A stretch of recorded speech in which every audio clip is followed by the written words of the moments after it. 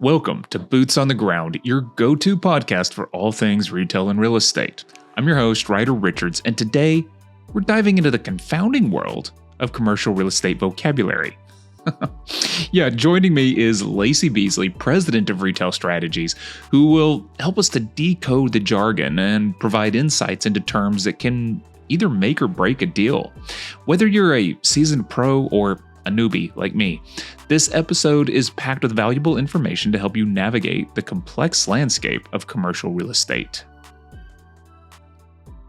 As I'm kind of a newbie in the real estate world, I'm having some trouble with some of the terminology. So I thought, being the president of our company, maybe you could come on and help me out a little bit. Yeah, we'd be happy to talk through those. And it's like any industry that's out there, there's alphabet soup, right? So we specialize in commercial real estate and community development. And what I've learned is whenever we visit with communities, a lot of times, if they're talking about other initiatives they have, like their fire department, their law enforcement, they're throwing acronyms at me that I don't understand at all. And our industry is the same way. So we have a lot of odd phrases that we use.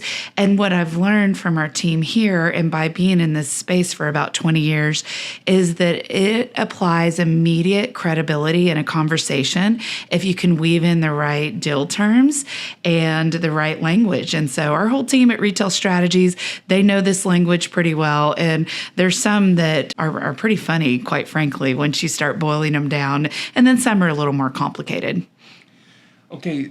So we go to these conferences, and as I walk through there, I can hear people start bringing up all sorts of terms. So what are some sort of common ones? Say I've got a property at a shopping center. How can I talk about that to make it seem like I know what I'm saying? Yeah, so a couple things are, when you're talking in a shopping center, you want to describe, is the site on the end cap or in line? And that just simply means where it lays in the shopping center. Some people might use the term that it's in the elbow, and that's going to be in the corner of the shopping center, right? So those are quick phrases for end cap, in line, or the elbow. And then you'll hear the phrase, is the site on a hard corner? And that basically just means, is there a traffic signal there so that people can have easy ingress and egress into the site, and they can stop at a traffic light and be able to easily access it. One of my favorite terms is in the industry is it on the AM side of the road or the PM side of the road? And that's one of them that's pretty basic once you start to realize what it means. Essentially, if you're a coffee shop, then what that coffee shop wants to do is capture the traffic that is going from their residence, where they live, to where they're going to work or where they're going to school. So we as consumers are actually quite lazy. We want to take a right turn into the shopping center or the coffee shop that we're going through the drive-through, and then we want to take a right turn out of that. We don't want to take a left turn and cross traffic. And once you start to understand these terms, you'll see them in everything that you're doing as a consumer as you're shopping. That's the AM side of the road with the coffee shops. And then think about the PM side of the road. Who's an obvious retailer that might want to be on the going home side? That's going to be your grocery store, all right? So they want to find where the residents are and how they can take a right turn into the grocery store on their way home from work, and then take a right turn out to get back to their neighborhood. So that is a quick term on AM and PM side of the road. Okay, thanks, Lace. Oh, let's see. What about, I don't know, I hear people also at the conferences talking, they're trying to describe something like, I don't know, GLA. They'll throw out acronyms like this, or maybe to describe one of the properties. What are those kind of terms that people use to describe the space itself? Well, gross leasable area is the GLA. So you'll hear that in some cases, and then a lot of times it's going to boil down to what the rent and lease terms are, right? So you're going to hear a rate per square foot, and then you'll hear the question, is that gross or not? And gross means, is it going to incorporate the triple nets?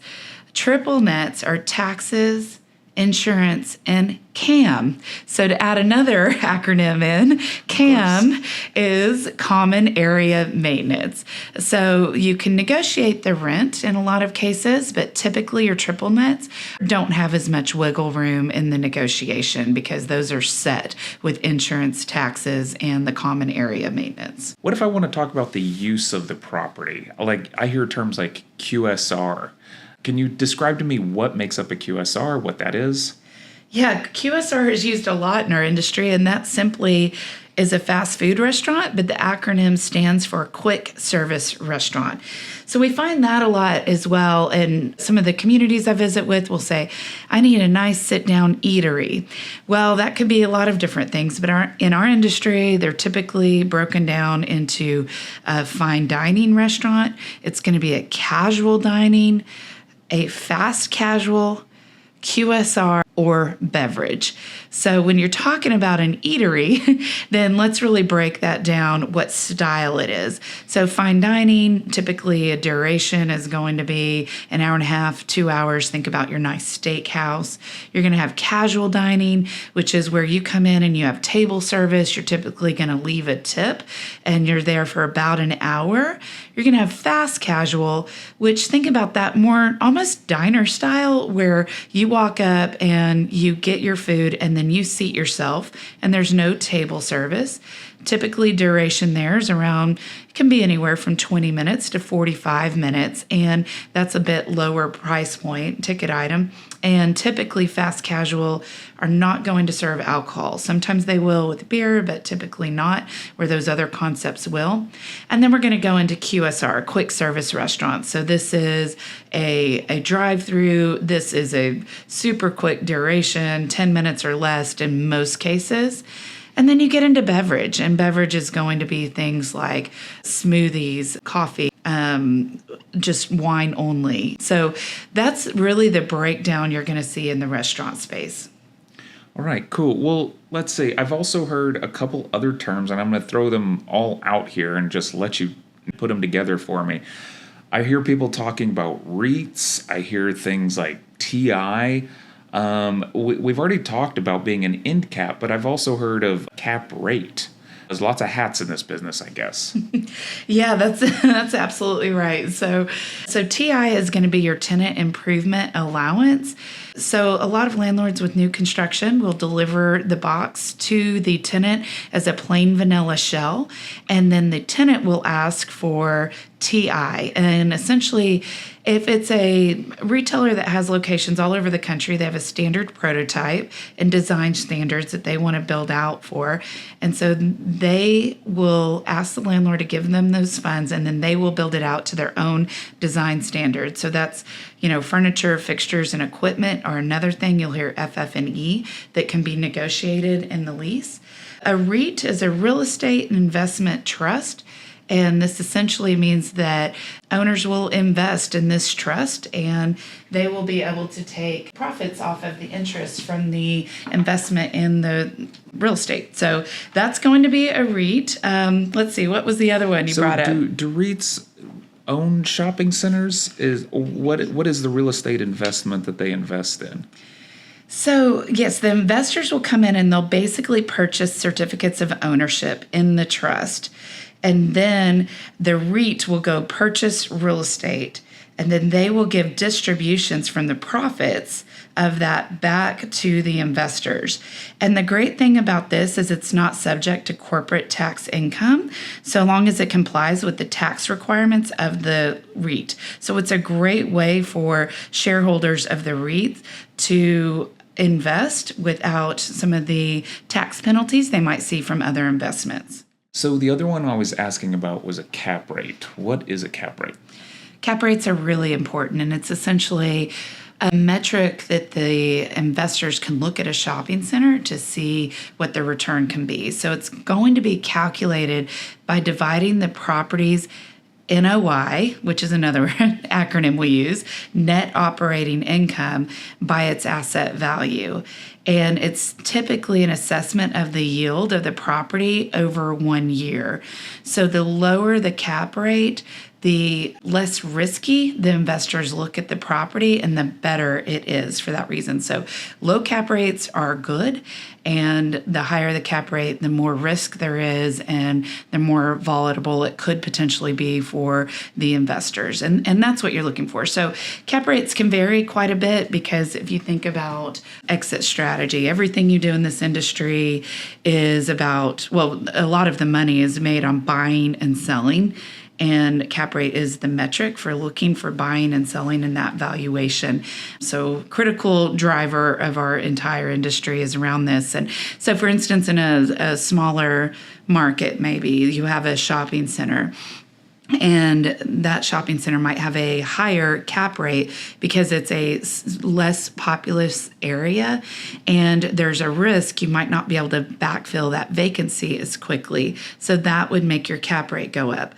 Another thing that would increase the cap rate on a shopping center might be a tenant that is not well capitalized. So sometimes the question's asked, well, wouldn't it be better to just put a local mom and pop in this vacant space in the shopping center so that you're collecting some rent, because some rent is better than no rent? And that isn't always the case. You might want to leave that vacancy there and fill that space with a tenant that has a great credit rating, because that is going to reduce your cap rate or reduce your risk, and the value of the shopping center will increase, and that will make investors happy. So it's not as obvious as what might meet the eye whenever you're looking at a shopping center. This is also a value add play, which is very popular in our industry right now because we're dealing with unprecedented lows in vacancy rates, one of the highest occupancy rates we've ever seen in our industry. And so a lot of people are looking at how they can acquire shopping centers right now and change the tenant mix, repave the parking lot, redo the lighting, and improve the facades of the retailers, but then also look at ways to improve the tenant mix for a better cap rate that then they can either hold that shopping center or sell it. The way they improve the cap rate is by getting retailers in there with a better financial backing. Does all that make sense? Yeah, no, it does. And it's, once again, we've talked before about investors and how that drives so many decisions, and this idea of the risk and that coming into the cap rate, and because it is capitalization and it is financing, and so it's always a little more complicated than it looks from the outside. Absolutely. It's much more complicated. So to just summarize it, it is the NOI divided by the property value, and that is your percentage. Okay, cool. Well, I think another term, so I think we know for these investors, there's ROI, return on investment, but I've also heard this term LOI. What is an LOI? Yeah, a letter of intent. And so this not is the same at all. Well, a letter of intent is well described by my colleague, Elliot Cook, who you've heard talk on this podcast as well, but I like the way he describes it. It's essentially like dating before you get married, right? An LOI is the landlord and the occupier of the space or the tenant saying, here are our deal terms. Here's what I agree to with price, rate per square foot, triple nets, which we talked about earlier, tenant improvement allowance or TI. All that is negotiated in the LOI.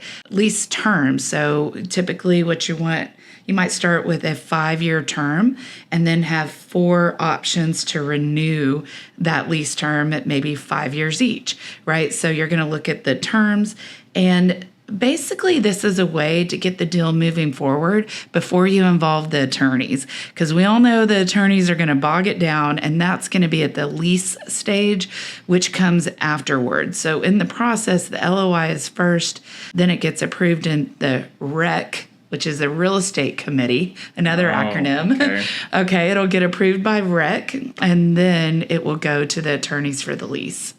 Okay. Let's see, are there any other terms you can think of that I might need to know if I'm sort of trying to look like I know what I'm talking about in this space? Is there anything I could do to really turn somebody off? Is it just using these terms incorrectly? Well, there's a few phrases you'll hear a lot. You'll hear hair on the deal. Hair on the deal. That means it's complicated. And our industry doesn't like complicated because time kills all deals. Another phrase you hear a lot. So think about the urgency of stuff. Hair on the deal is another term. And those are two that come up quite a bit in just average phrasings. But yeah, I think we've covered a lot today. That might be a wrap. I think maybe on another session, we can go into more detail on what is included in an LOI. Okay. Well, Lace, thanks very much for joining us today. And yeah, this is Ryder Richards and Lacy Beasley from Retail Strategies. Thank you. Thank you so much for tuning in to Boots on the Ground. We hope you found today's episode, well, maybe not enlightening, but at least demystifying. And perhaps now you feel a little more confident in your commercial real estate conversations. Special thanks, of course, to Lacy Beasley, President of Retail Strategies, for sharing her expertise. Remember, understanding the right terminology can give you a significant edge in this industry. And if you're not comfortable with that, perhaps employing an expert in this field is another option for you. Now, if you enjoyed this episode, you know the drill, right? Please subscribe, rate, review, share. Stay tuned also for more episodes where we bring you the latest trends and insights into retail and real estate. Until next time, keep your boots on the ground and your eye on the horizon.